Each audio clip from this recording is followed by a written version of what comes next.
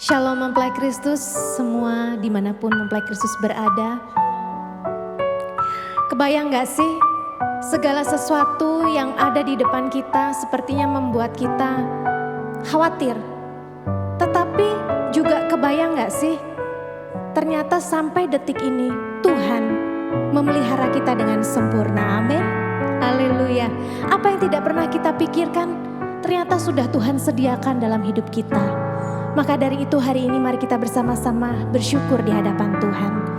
Kita naikkan penyembahan kita di hadapan Tuhan. Sebelumnya mari kita berdoa. Bapa, kami datang di hadapan-Mu dengan segala ucapan syukur kami. Terima kasih untuk apapun yang Kau sediakan dalam hidup kami. Apapun yang terjadi dalam hidup kami. Kami tetap mau naikkan syukur di hadapan-Mu dan berterima kasih kepada Engkau. Inilah hati kami Tuhan, hanya di dalam nama Tuhan Yesus. Haleluya, amin.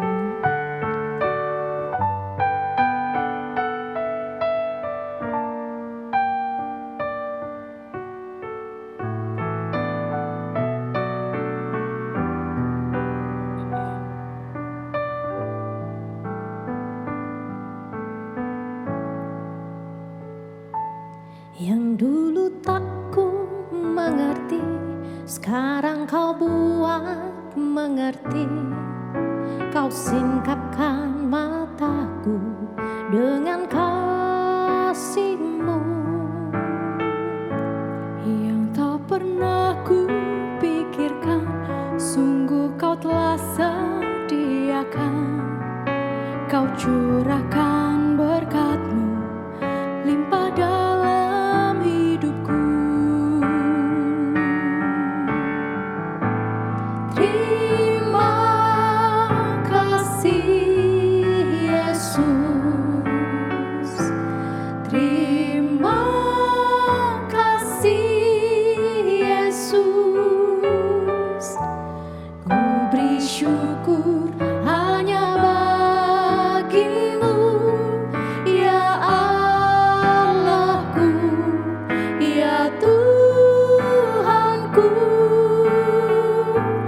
Terima kasih Yesus. Terima kasih Yesus. Ku beri syukur hanya bagi-Mu. Terima kasih Yesus.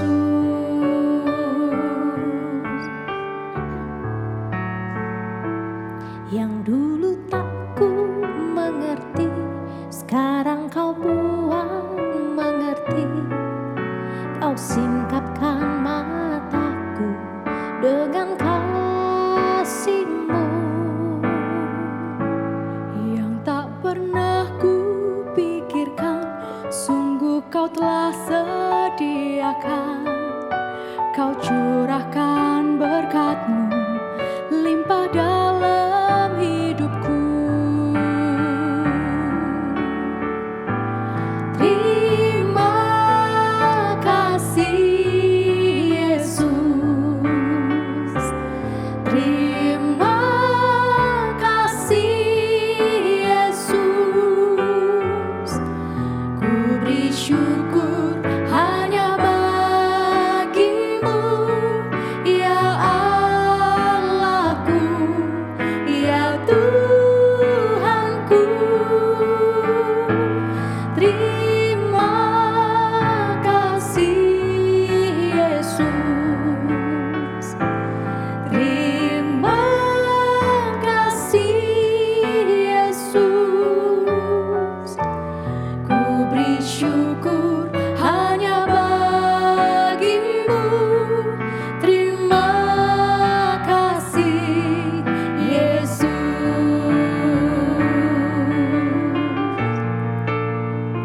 Apa yang tidak pernah kami pikirkan, itu yang Kau sediakan bagi kami. Amin. Engkau sediakan yang terbaik bagi kehidupan kami. Kami bersyukur Tuhan. Kami mau terus bawa hati ini di hadapan-Mu untuk terus bersyukur dan berterima kasih. Engkau Allah yang baik bagi kami. Haleluya.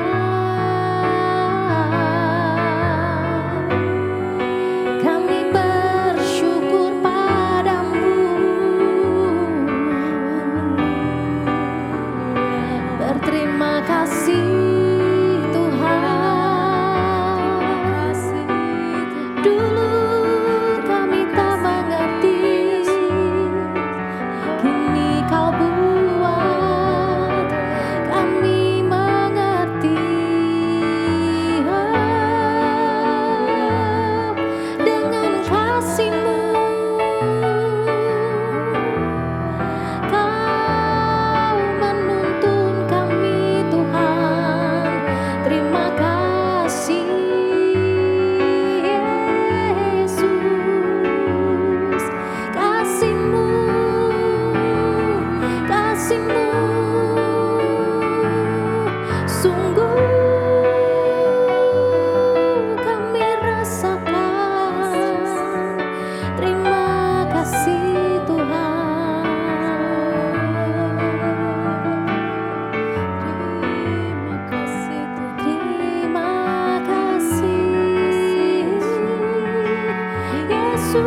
kasih Yesusku.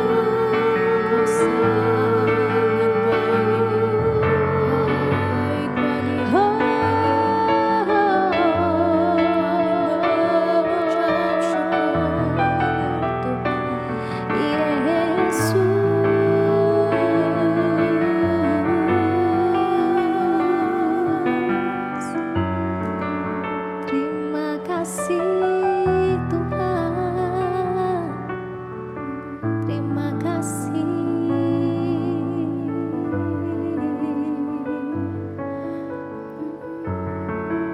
Terima kasih Yesus. Terima kasih. Yes.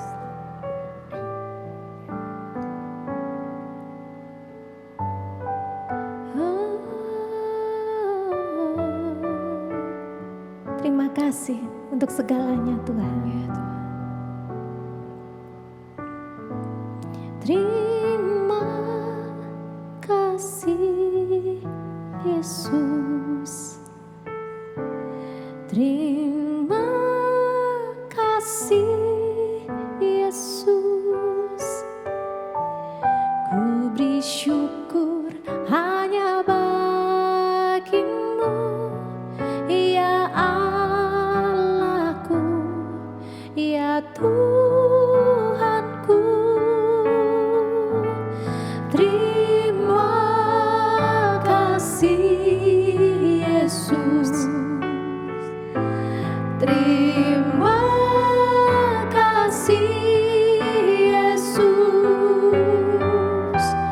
Ku beri syukur hanya bagi-Mu. Terima kasih Yesus. Terima kasih Yesus. Terima kasih Yesus. Ku beri syukur hanya bagi-Mu, ya Allahku, ya Tuhanku. Terima kasih Yesus. Terima kasih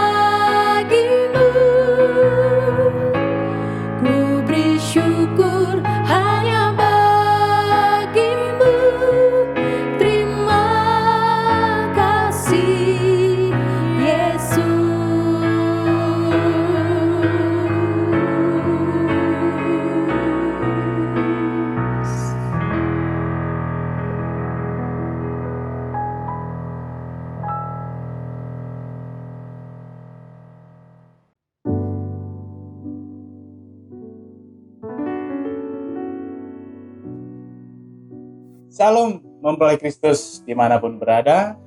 Sungguh anugerah Tuhan yang luar biasa kalau hari ini kita masih bisa berjumpa di acara Kuasanya Tak Terbatas.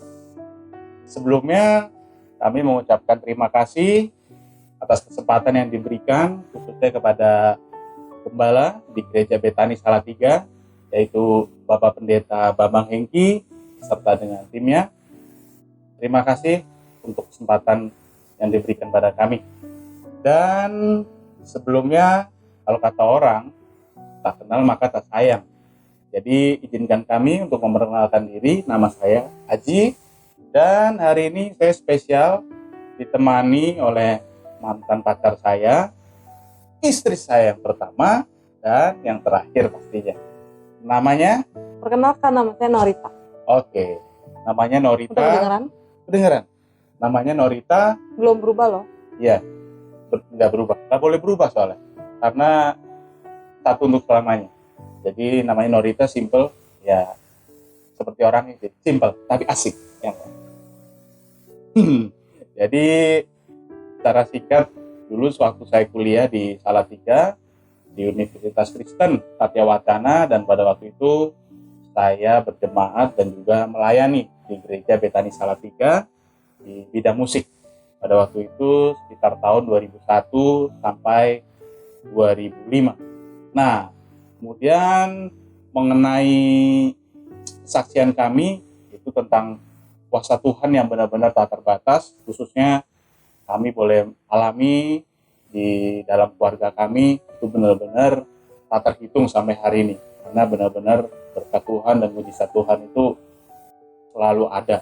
Jadi berkat Tuhan bukan berbicara tentang materi ya, jadi berbicara tentang banyak hal yang benar-benar kita merasakan memang Tuhan tuh selalu menyertai kehidupan rumah tangga kami.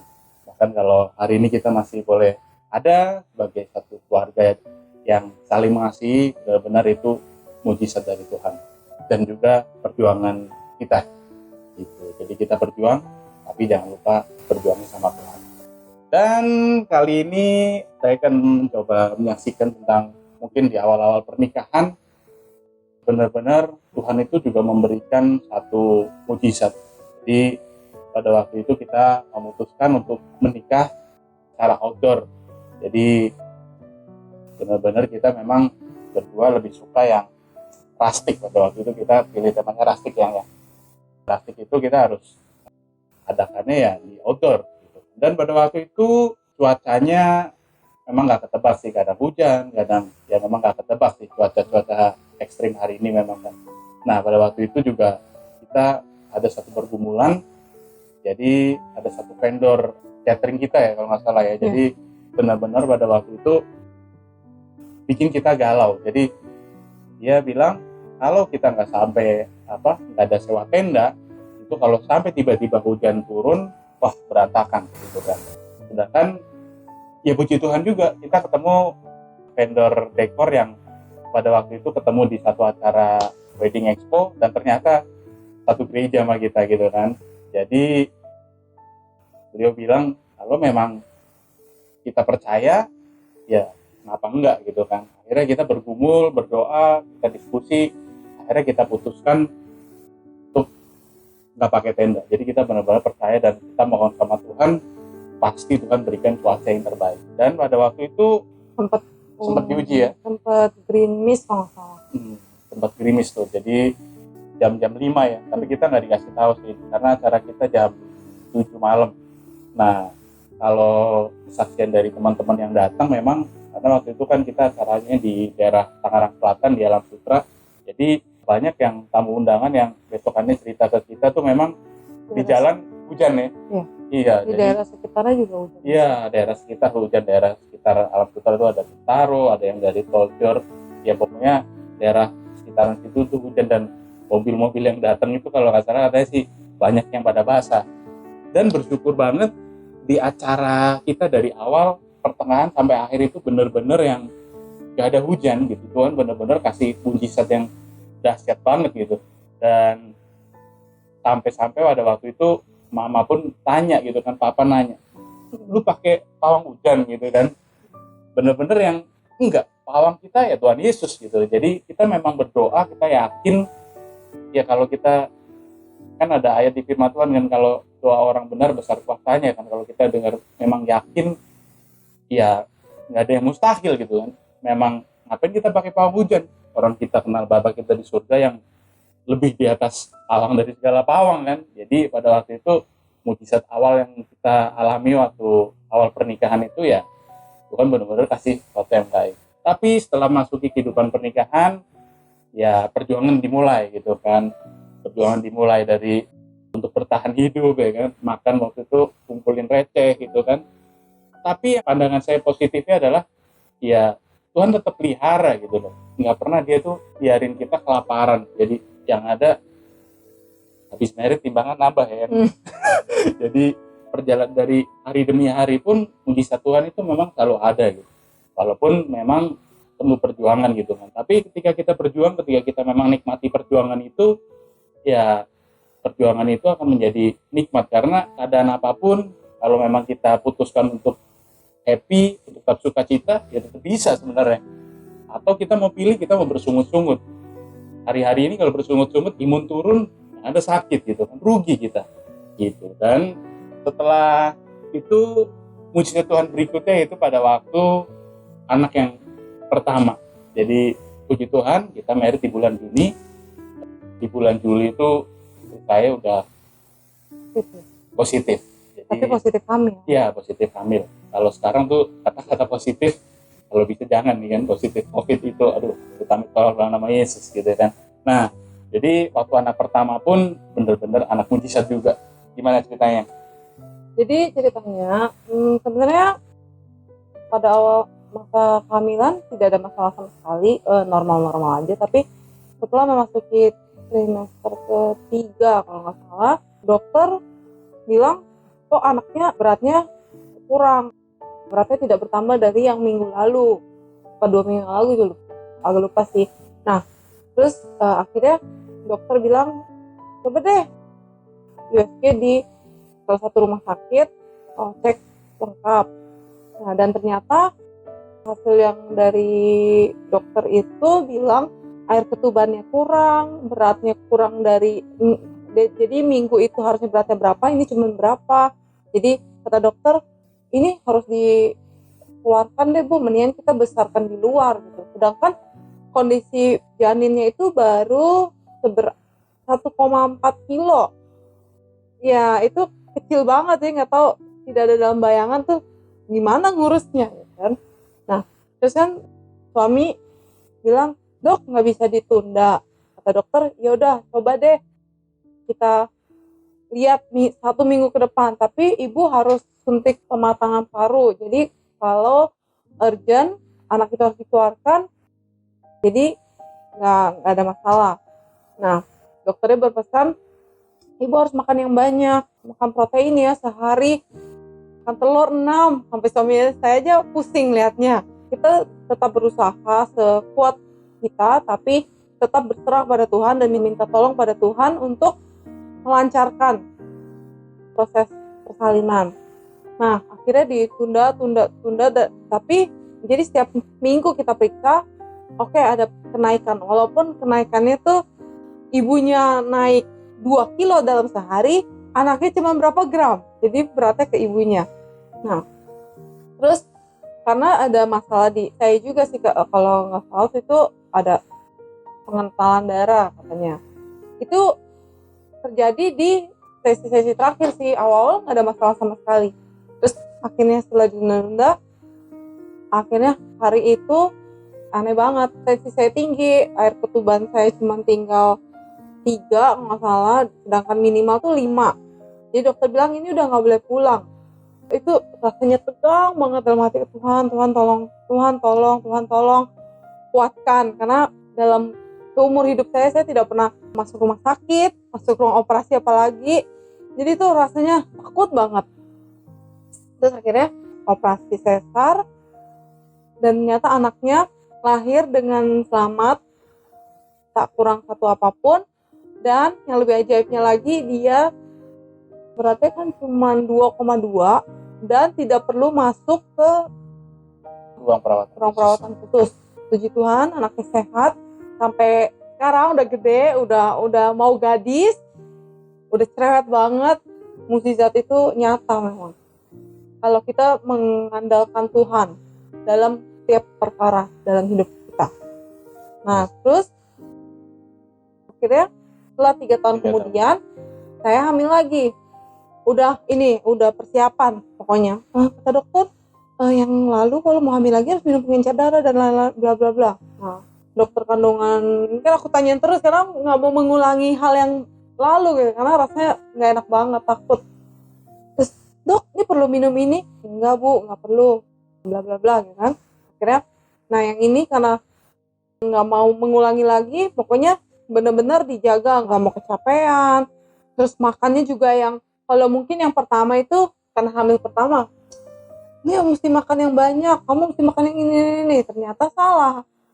Yang harusnya makannya yang bermanfaat. Nah, akhirnya yang hamil kedua ini ya makannya lebih dijaga. Tapi nggak tahu kenapa ngidamnya manis. Jadi maunya minum yang manis, teh manis dan lain. Pokoknya ngidam manis. Padahal saya tuh awalnya nggak terlalu suka manis, tapi kebetulan dapat suami Jawa yang makanannya manis, sampai makan mie ayam aja tanya boleh pakai kecap manis, saya sampai bingung gitu. Nah, terus akhirnya kan lancar, tapi di saat USG lagi di bulan keberapa yang screening itu, ternyata memang ada kelainan di saya. Jadi ada potensi anaknya kecil di semester terakhir. Terus bisa juga tensi tinggi gitu. Rasanya udah takut banget, tapi nggak mau mengentertain rasa takut itu, cuman berdoa, Tuhan tolong lancarkan kehamilan saya. Kayaknya udah dicek berat semua bagus. Terus karena yang pengalaman yang lalu tidak menunggu, nah yang ini menunggu hari persalinan. Rasanya tuh dakdikduk banget, isi kepala tuh udah kemana-mana. Tapi berusaha untuk enggak dengan cara mengalihkan pikiran, ntar buat ini buat itu. Pokoknya jangan sampai otak ini kosong terus mikirin ntar dioperasi gimana bla bla bla. Nah akhirnya tibalah hari itu. Kebetulan saya masuk dari malam hari, operasinya di pagi hari. Nah di malam hari itu juga ada cerita lucu. Pendeta saya sudah datang, kami janjian jam 10 mau nyampe situ. Nah, pendeta saya udah nyampe di situ. Terus akhirnya sambil nunggu administrasi, pendeta saya cuma nanya, ambil ruangan apa? Ambil ruangan A. Oh, ada meja makan dong, katanya pendeta saya. Saya bilang, ya boro-boro pak, itu mah cuma dapat sofa bed, tidurnya aja di sofa bed. Sebelumnya tuh saya udah mikir, ntar anak saya gimana, anak pertama, kalau nggak ada saya tuh dia nggak bisa tidur. Terus, tapi kalau ikut nginep tidur di mana gitu. Dia cuma ditanya ada ruang makan atau enggak. Boro-boro ada ruang makan gitu kan. Terus akhirnya administrasi dan lain-lain, akhirnya dapatlah kamar. Terus kita bertiga menuju ke kamar tersebut. Nah pas di kamarnya dapat di paling ujung. Pas dibuka, wow kaget banget, karena ternyata selain ada meja makan, ada ruang kayak ruang buat ruang tamunya, ada ruang makan, TV-nya double, ada ranjang yang buat jaga. Jadi bukan pakai sofa bed tapi pakai ranjang. Itu aja udah mukjizat. Dapat upgrade karena kamarnya penuh. Terus akhirnya saya udah bilang kalau misalnya kamar yang kita booking udah ada, kita akan di downgrade. Oh nggak apa-apa, nggak ada masalah. Yang penting yang ini kita tetap bayarnya sesuai yang sesuai yang awal. Akhirnya pagi saya masuk ke ruang operasi, yaitu rasa takut, rasa deg-degan itu tetap ada gitu. Cuma bisa lebih menenangkan diri. Nah, kalau operasi sesar itu kan tidak di bius total. Jadi saya tuh bisa lihat, walaupun saya buram karena saya nggak pakai kacamata gitu, dan biusnya cuma di setengah. Cuma saya bisa lihat, bisa mendengar dokternya berbincang-bincang apa gitu. Nah, akhirnya proses persalinan berjalan, saya udah lihat, kelihatan kakinya udah keluar. Dokter udah bilang udah keluar, tapi kok saya bingung, kok nggak mendengar suara tangisan. feeling udah makin gak enak, akhirnya saya disamperin sama dokter anak. Ibu ada keturunan kencing manis? Enggak dok, gitu. Oh, hati rasanya semakin gundah gulana karena kenapa nih gitu. Tapi nggak lama ada suara tangisan bayi, tapi lemah sekali. Tapi akhirnya saya ya udah, pokoknya apapun yang terjadi saya juga nggak tahu. Cuma saya bersyukur akhirnya anak itu nangis. Nah setelah itu saya udah nggak tahu karena saya ada di ruang pemulihan. Kita selanjutnya ada di bapak ini yang mengurus segala administrasi. Tadi saya balik yang pertama ya. Kalau yang pertama itu pas dinyatakan harus suntik pematangan paru, itu istri saya udah langsung nangis tuh di depan dokter kan. Dan saya pun namanya suami kan, kita harus tegar di depan dokter. Saya diam ya kan. Wah, saya tenang, kita pasti bisa. Wah, pas masuk ke dalam mobil, waduh benar-benar kalau udah gini kita angkat tangan aja deh yang wah, itu masih di parkir rumah sakit ya, angkat tangan sama Tuhan. Waduh, benar-benar mungkin kalau saya ingat gitu. Jadi kita angkat tangan, serahin nama Tuhan, kita tumbang tangan, kita pujian penyembahan. Udah deh pokoknya kita lakuin yang terbaik deh gitu kan. Jadi akhirnya puji Tuhan di minggu depannya pas periksa tubannya akhirnya udah kembali normal, jadi nggak jadi dikeluarin. Itu bener-bener yang wah, mujizat Tuhan dan kuasa Tuhan tuh memang nggak terbatas. Jadi buat saya simpulin dari kalau anaknya pertama itu, kalau ada apa-apa kita angkat tangan sama Tuhan, biar Tuhan yang turun tangan. Itu wah, luar biasa banget. Nah kalau anak yang kedua ini, jujur karena udah persiapan tanggal berapa gitu kan, jadi saya pun udah siapin surprise. Jadi waktu istri saya masuk ruang operasi mau persalinan, wah saya udah siap dekor kamar ya kan, welcome baby girl dan lain-lain. Pokoknya saya mau surprise ketika istri saya masuk kamar, bahkan mungkin anak saya yang kedua masuk kamar pun ada surprise, udah siapin. Tapi singkat cerita, jadi ketika saya tunggu di depan ruangan itu, dokter keluar dengan selamat, Pak Haji anaknya sudah lahir, istri Bapak juga selamat, tidak ada gangguan apapun. Tapi Pak Haji harus urus kamar untuk perawatan khusus karena anaknya telat nangis dan dia gulanya drop. Jadi ketika waktu itu tali pusarnya diputus dari mamanya, dia berjuang sendiri dan gulanya drop karena mamanya manis terus kan. Jadi ketika suplai gulanya dia berjuang sendiri, dia drop gitu. Dan akhirnya oh Tuhan Yesus. Jadi ternyata saya mau kasih surprise, Tuhan kasih surprise saya juga. Aduh, rasanya tuh boro-boro udah pasang balon-balon tuh kayaknya udah males gitu.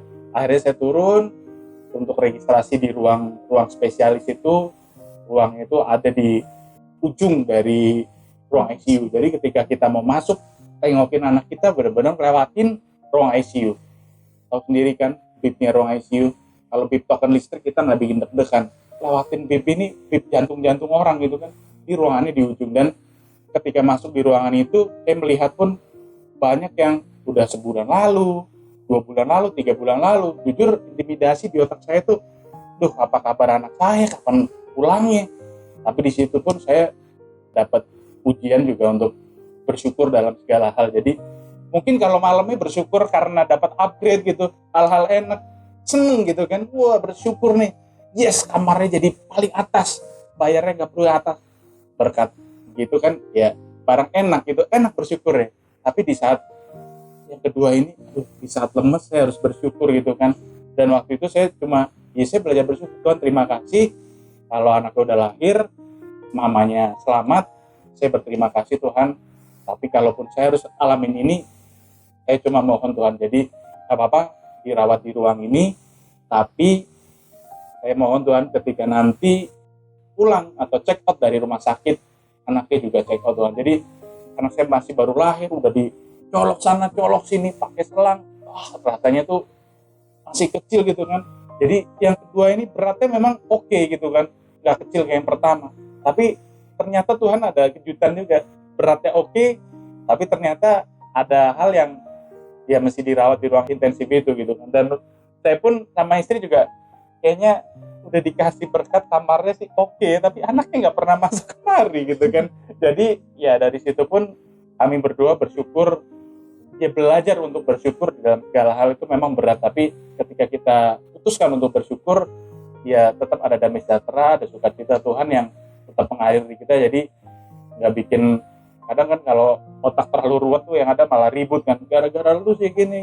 Jadi pada waktu itu kita putuskan untuk sama-sama Padahal kamu bersyukur. meritin aku kan, Norita. Kenapa kamu jadi Lucy terus ya?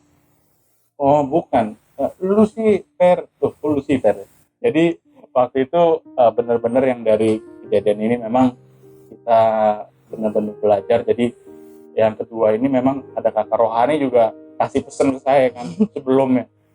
Ingat Haji, kalau ada masalah besar berarti itu selamat datang berkat besar. Waduh, pas ngomong gak ada apa-apa, amin kak, mantap gitu kan. Ketika ngadepin ini, dia chat lagi, Haji ingat yang saya bilang kemarin ya, masalah besar berkat besar. Aduh, udah sambil nangis, iya kan. Jawabnya udah, iya sih udah beda kayak kemarin gitu kan. Tapi ya inilah, di situ kita belajar memang benar-benar dari awal punya anak pertama, kedua, kuasa Tuhan tuh benar-benar tak terbatas dalam kehidupan kita. Karena kalau misalnya kita cuma fokus dengan masalah yang kita hadapi tanpa kita bersyukur, kita yang keluar ada hal negatif ya, bersungut-sungut, berantem, terus tenggel bacok kan, bacok-bacokan jadinya. Habis bacot memang, itu bahaya itu memang. Justru kan, nah kita malah mungkin mukjizat itu udah terjadi, Tuhan udah kasih mukjizat, tapi karena kita fokus sama masalah, fokus sama bacok-bacokan itu, kita jadi nggak tahu, kita tidak merasa, tidak melihat mukjizat itu. Benar? Betul. Jadi memang selain belajar waktu awal itu, memang saya juga ada satu poin yang sebelum masuk ke rumah tangga itu, mencintai kekurangan pasangan. Waduh, mencintai coy.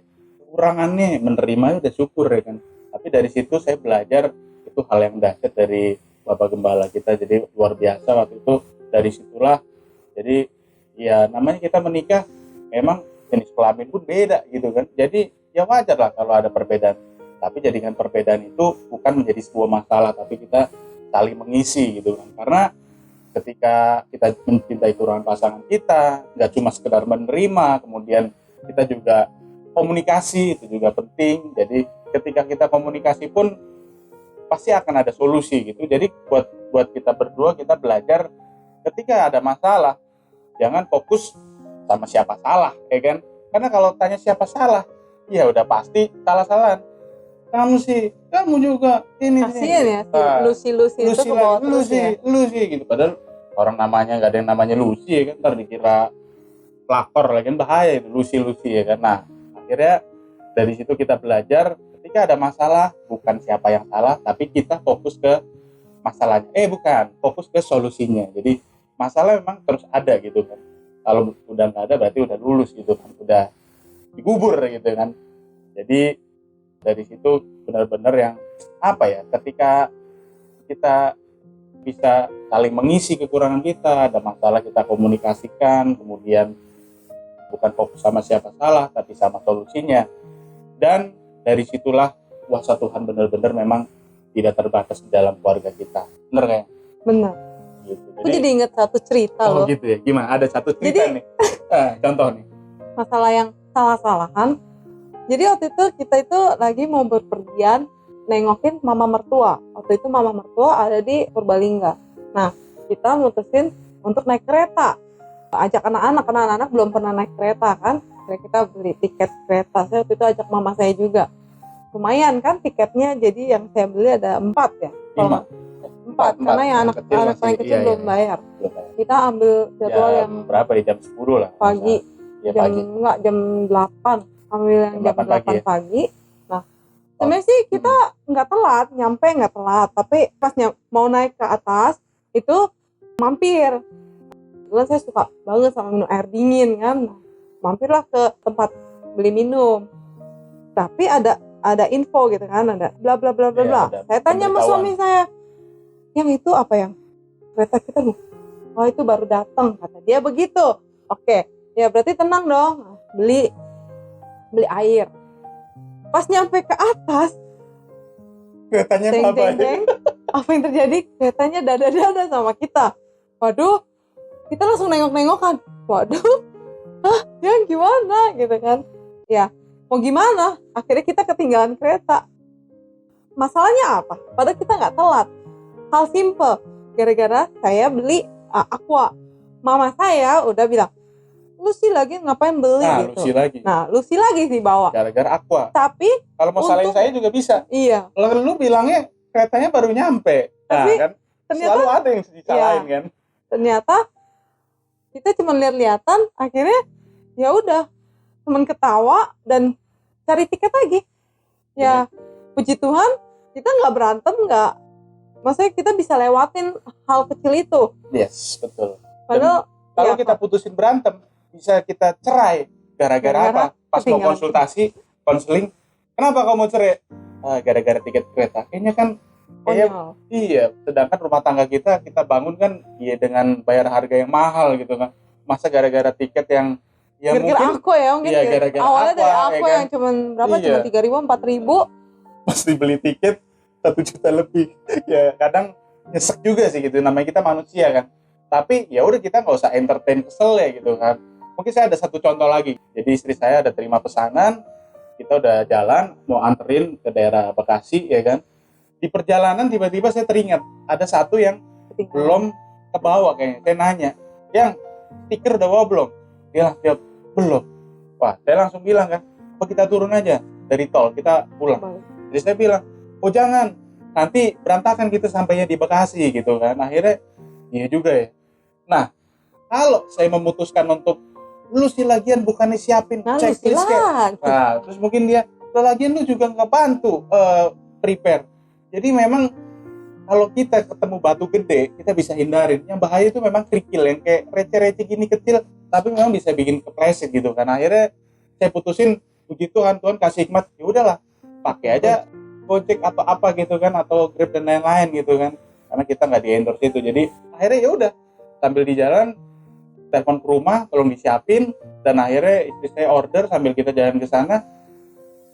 Apa akhirnya? Ya udah semuanya beres kok gitu kan. Kita udah sampai tetap, habis itu barang yang ketinggalan pun nyampe juga, karena kita harus tanggung jawab memberikan servis ke klien kan. Jadi ya udah, walaupun itu biayanya mungkin agak lumayan gitu kan, tapi ya it's okay, karena buat saya ya kepuasan customer juga kan, kita bisa jadi berkat juga gitu kan dari kerjaan kita. Itu sih teman-teman semua. Jadi akhir kata, kiranya kesaksian kami boleh menjadi berkat buat setiap mempelai Kristus dimanapun berada. Jadi ketika kita di dalam rumah tangga, kita menghadapi masalah, maka kita jangan fokus pada masalahnya, apalagi fokus pada siapa yang salah, tapi kita fokus pada solusi dan juga kita komunikasi. Setelah itu kuasa Tuhan dinyatakan atas setiap kehidupan kita. Dan kalau kita ingat-ingat, masalahnya udah di belakang kok, ya kan. Mungkin waktu itu kita menghadapi ini berat, tapi benar-benar ketika kita sebagai suami istri, kita boleh menjaga kerukunan kita, maka berkat Tuhan akan curahkan. Dan kuasanya tak terbatas. Terima kasih, Tuhan Yesus memberkati. Amin. Shalom mempelai Kristus, kita mengucap syukur. Tadi kita sudah melihat bagaimana sebuah kesaksian hidup dari saudara Aji dan keluarganya. Bagaimana dia hari demi hari menjalani proses-proses kehidupan yang secara manusia tidak mudah. Tetapi ada hal yang menarik, bagaimana dia terus berserah kepada Tuhan. Bapak Ibu sedang dikasih Tuhan, hari-hari ini mungkin kita sedang mengalami pergumulan dengan versi yang berbeda. Mungkin hari ini kita sedang mengalami pergumulan dari sisi kesehatan kita. Hari ini kita mengalami pergumulan dari sisi keuangan kita. Hari ini kita sedang mengalami pergumulan tentang kehidupan hubungan kita dengan keluarga. Setiap kita punya proses masing-masing. Tetapi kita bisa belajar dari kehidupan Aji bagaimana dia menghadapi semua proses kehidupannya. Bagaimana proses anaknya lahir di anak pertama, bagaimana kelahiran di proses anaknya yang kedua, itu tidak mudah. Bagaimana dia menghadapi usaha dan bisnisnya juga seringkali tidak mudah. Tetapi ada hal yang menarik, bagaimana dia terus bersyukur dan terus memegang firman Tuhan dalam kehidupannya. Ada sebuah ayat firman Tuhan di dalam Amsal pasal yang ke-24, ayat yang ke-10 di sana dikatakan, "Jika engkau tawar hati pada masa kesesakan, kecillah kekuatanmu. Bapak Ibu Saudara yang dikasihi Tuhan, kita belajar bagaimana pentingnya kita memiliki sikap hati yang benar di hadapan Tuhan. Kita memiliki semangat juang yang tinggi. Seringkali ketika kita kalah dalam pergumulan kita, atau kita kalah dalam permasalahan kita, itu bukan karena besarnya masalah yang kita hadapi, tetapi seringkali karena kecillah semangat kita. Sehingga kita menjadi orang-orang yang kalah sebelum berperang. Kita sudah menjadi pecundang, kita tidak menjadi pemenang. Dari firman ini kita bisa belajar bahwa pentingnya kekuatan kita dalam menghadapi sebuah permasalahan yang ada. Jika engkau tawar hati pada masa kesesakan, kecillah kekuatanmu. Oleh karenanya, ketika kita menghadapi pergumulan dan masalah, jangan kita ini tawar hati, tetapi terus bersemangat dan bersemangat. Tetap bersukacita dan mengucap syukur. Mengucap syukur saat kita mendapatkan berkat yang daripada Tuhan itu sangat mudah. Tetapi tetap mengucap syukur saat pergumulan itu tidak mudah, tetapi harus kita lakukan. Mengucap syukur untuk apa? Mengucap syukur karena dalam masa pergumulan, masa kesesakan, Tuhan tidak pernah meninggalkan hidup kita. Oleh karena itu, ketika kita menghadapi pergumulan dan permasalahan kita, jangan pernah tawar hati. Hadapi permasalahan yang ada, hadapi kehidupan kita dengan penuh semangat, dan yakinlah bahwa Tuhan memberikan kekuatan dan solusi untuk kita menghadapi setiap pergumulan dan permasalahan kita. Mari tetap optimis, tetap semangat, dan jadilah pemenang-pemenang dalam kehidupan kita. Tuhan memberkati kita semuanya. Mari satukan hati untuk berdoa. Tuhan, kami mengucap syukur kalau hari ini kami boleh diingatkan supaya kami tidak tawar hati dalam menghadapi pergumulan yang ada. Kami tidak menjadi orang-orang yang lemah menghadapi pergumulan yang ada, tetapi kami menjadi orang-orang yang bersemangat dalam menghadapi pergumulan yang ada. Berkati setiap mempelai Kristus hari-hari ini yang sedang mengalami pergumulan mereka. Kami minta kekuatan dan semangat yang daripada Tuhan. Biarlah damai sejahtera Allah yang melampaui segala akal boleh memerintah hati dan pikirannya. Sehingga kami yang sedang mengalami pergumulan hari-hari ini tetap memiliki semangat juang, menjadi pribadi-pribadi yang optimis. Dan kami akan melihat bagaimana tangan Tuhan bekerja, bagaimana mujizat Tuhan terjadi dalam kehidupan kami. Sehingga kami boleh tampil bersinar dan kami menjadi orang-orang yang lebih dari pemenang. Setiap pergumulan dan permasalahan yang dihadapi mempelai Kristus hari ini, Tuhan memberikan solusi dan kekuatan dalam kehidupan mereka. Di dalam nama Tuhan Yesus, haleluya, amin.